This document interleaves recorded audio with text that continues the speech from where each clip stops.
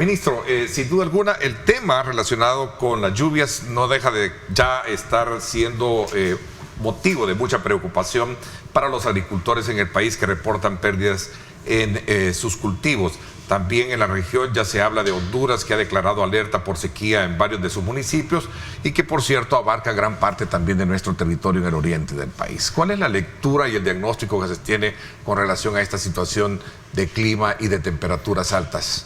Bueno, este año es un año en el cual estamos en la transición de las afectaciones del fenómeno de la Niña hacia el fenómeno del Niño. ¿Qué significa eso? Eso significa para el hemisferio norte, donde estamos ubicados nosotros, que el régimen de lluvia, la cantidad de lluvia disminuye considerablemente. Entonces sí hemos visto un inicio bastante lento de la época lluviosa, sí se han tenido varias tormentas, sin embargo la cantidad de lluvia total que ha caído pues ha sido bastante menor que los años anteriores, especialmente el año 2022, que fue uno de los años más lluviosos en la historia de nuestro país. Entonces, a raíz de eso, pues se han tenido bastantes afectaciones. La primera de ellas, pues, es el aumento de las temperaturas. Hemos tenido registros de temperaturas de hasta 42 grados en algunos lugares de la zona oriental. El promedio nacional mensual anda alrededor de los 33 grados, es un promedio bastante alto. Se ha visto y estamos viendo en las imágenes diferentes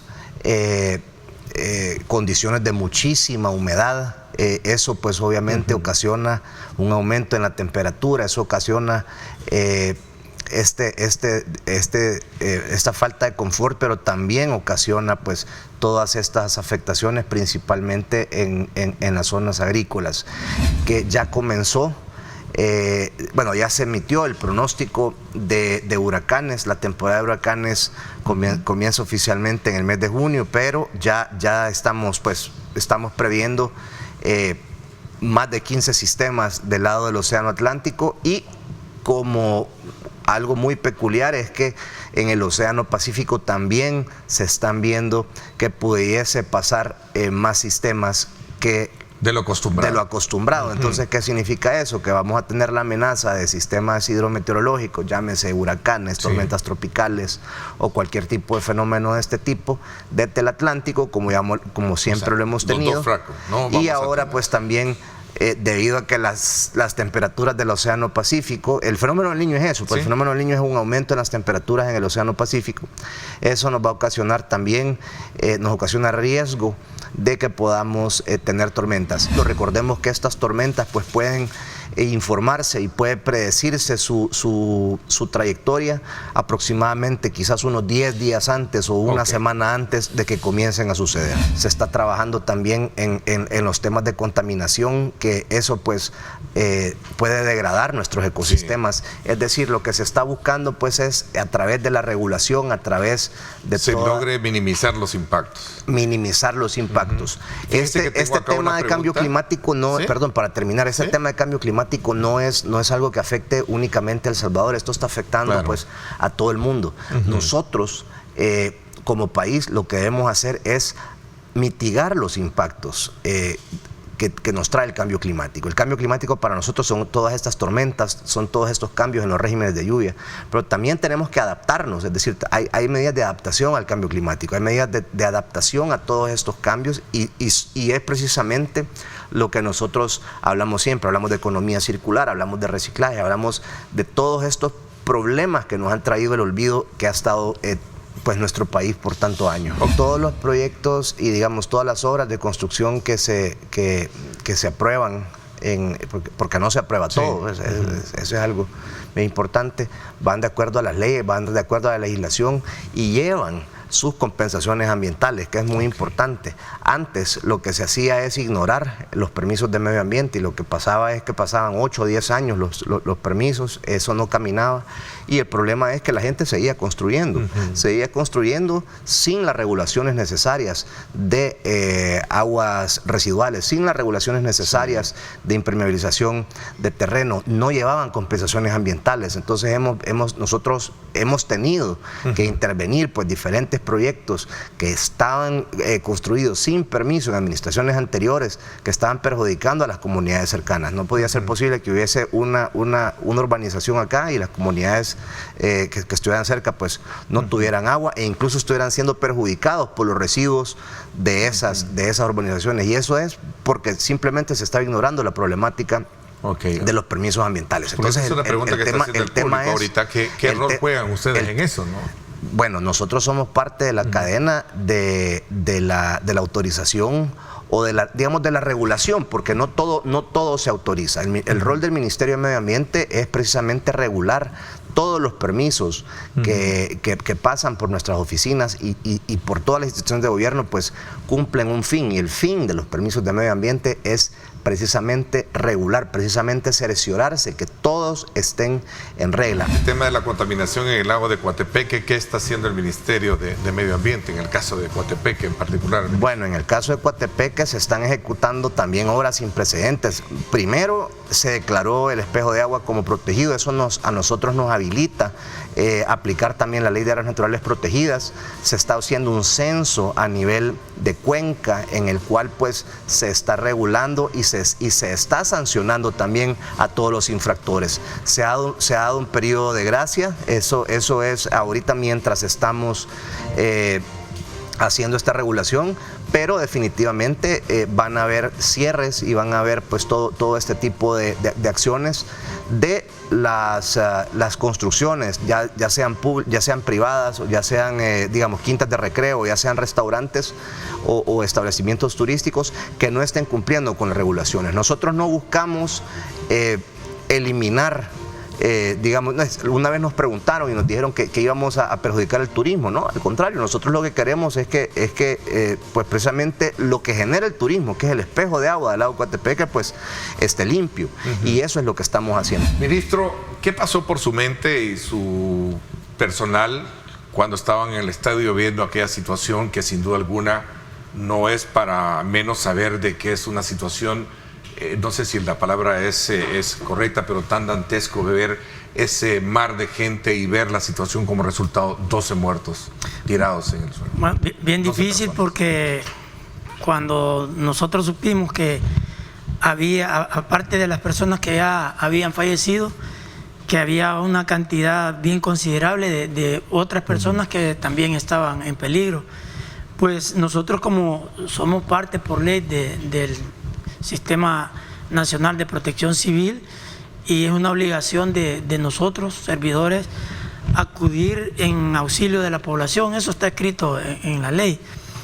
Pues de inmediato ordenamos al hospital militar y a los médicos del hospital militar y al personal médico, las ambulancias, que se hicieran presentes al lugar, y reforzamos también con elementos de seguridad, porque el ambiente que había, la cantidad de personas que iban saliendo en ese momento del estadio, aunque no fuera por voluntad de ellos o mala fe de ellos, estropear lo que se estaba haciendo, pero era natural que iban en las calles, y siempre en situaciones como esas se necesita que haya un ordenamiento, pues, porque hay mucha gente que quiere colaborar, pero de manera desordenada, hay veces se genera más caos.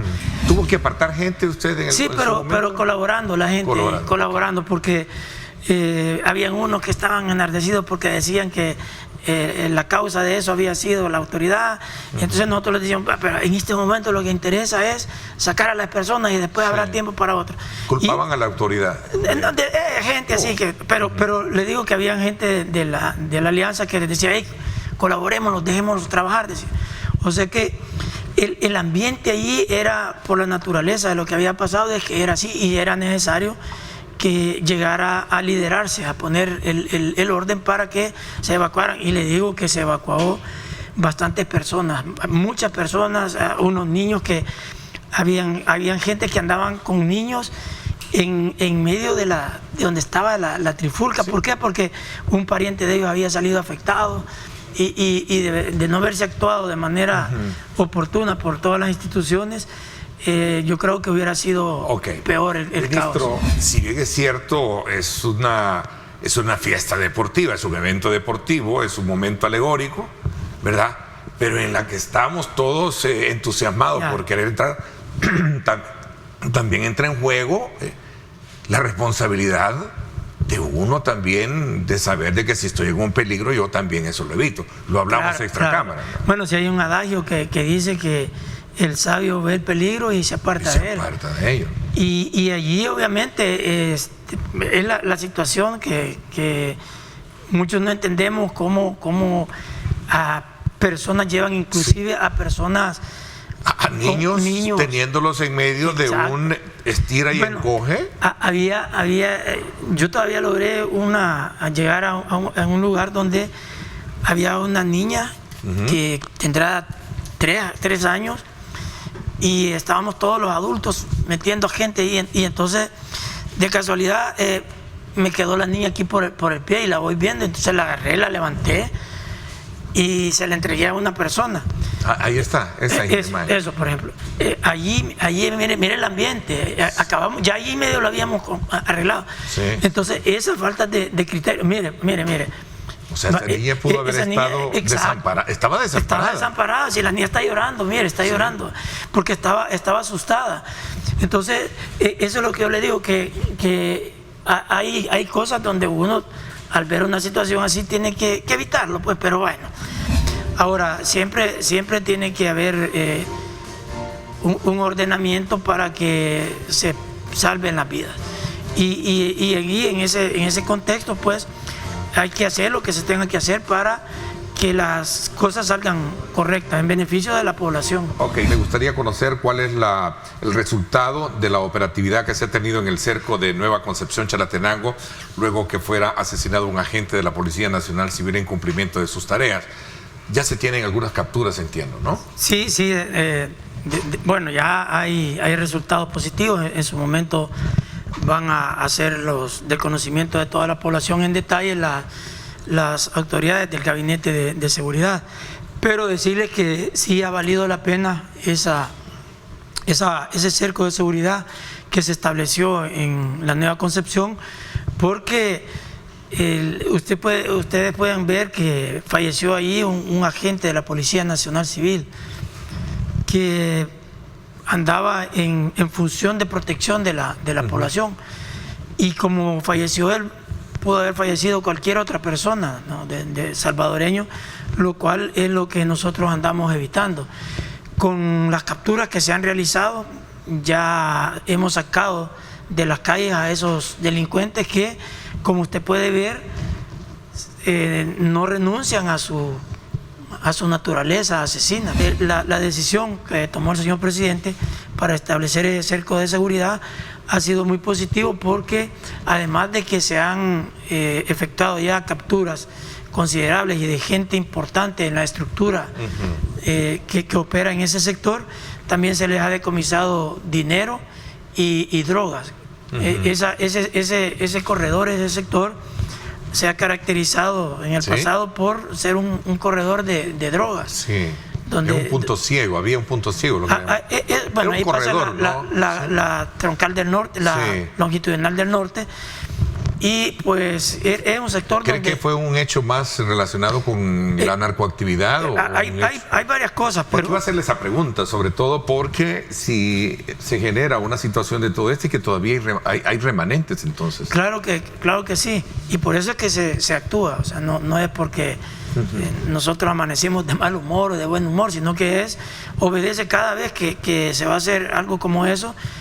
Ya tenemos antecedentes, la policía tiene mapeado qué delincuentes son los que han andado operando en esos sectores, cuántos son, y con base a eso es que se determina que hacer una operación focalizada en ese sector va a dar como resultado algo positivo para la población, algo muy positivo, que la población ya está sintiendo todavía más tranquilidad, a pesar que con la Policía Nacional Civil ya se venía golpeando a las estructuras de ese sector. Ya se habían hecho las semanas anteriores al día que se estableció el cerco, se habían hecho capturas importantes, la Policía Nacional Civil, de personas que estaban organizadas haciéndole daño a la población. Y con esto pues obviamente vamos a a continuar trabajando hasta que saquemos al último delincuente de ese sector. ¿Le afectó esa crítica que le hizo la oposición? No. 5.000 hombres por un policía. No, porque al final lo que hace es darnos la razón, que lo que estamos haciendo es bien, porque como ellos no hicieron todo eso en su momento, llegamos a un punto en el que los pandilleros asesinaron a más de 120.000 personas, porque no atendían, porque ellos, muchas personas agarran el libro que escribieron en Suecia, por ejemplo, donde dice que cuántos policías tienen que haber por cada habitante. Entonces, cuando a ellos tienen que tomar una decisión que se sale de ese libreto, pero que es la que les va a dar resultados, no lo hacen porque respetan el libreto, no son prácticos. Entonces nosotros acá, el señor presidente ha sido bien práctico y lo que ha hecho es, para lograr llevar a las pandillas hasta el punto donde los tenemos a este momento, ha sido necesario hacer aquellas acciones que ellos no quisieron hacer. El uso excesivo de la prisión preventiva, la prohibición de medidas alternativas, los juicios en ausencia y la posibilidad de utilizar prácticas como jueces sin rostro y testigos de referencia atenta contra las garantías del debido proceso, dicen entre otros aspectos estos expertos, ministro. Bueno, respecto a eso, lo ha manifestado en muchas ocasiones el señor presidente de la República. Nosotros nos debemos al pueblo salvadoreño y lo que tenemos que hacer es resolver el problema de los salvadoreños, todo apegado a la ley, porque todo lo que usted ha leído se hace porque la ley lo permite, la Constitución lo permite, y nosotros vivimos nuestra realidad. Y pregúntele a la población cómo se siente, la población que en verdad sufría los embates de la delincuencia, cómo se siente ahora. Y de ahí viene la respuesta. Nosotros vamos a seguir haciendo nuestro trabajo, como les digo, apegado a la ley, para resolver y darle la tranquilidad a los salvadoreños. Y este tema relacionado con el tratamiento o los procedimientos que en este caso la Fuerza Armada en su momento lleva a cabo bajo estas figuras, también son motivos de cuestionamiento por creer o por sostener, mejor dicho, o argumentar que la Fuerza Armada no está precisamente preparada para poder realizar esas tareas de seguridad pública. Sí, fíjese que es bien fácil darse cuenta que todos esos argumentos no son sustanciales. Fíjese que cualquier salvadoreño, ante un hecho de que esté de flagrancia, puede actuar, dice la Constitución, puede actuar de inmediato y poner a disposición de la autoridad a la persona que está haciendo el daño. Eso lo puede hacer cualquier salvadoreño.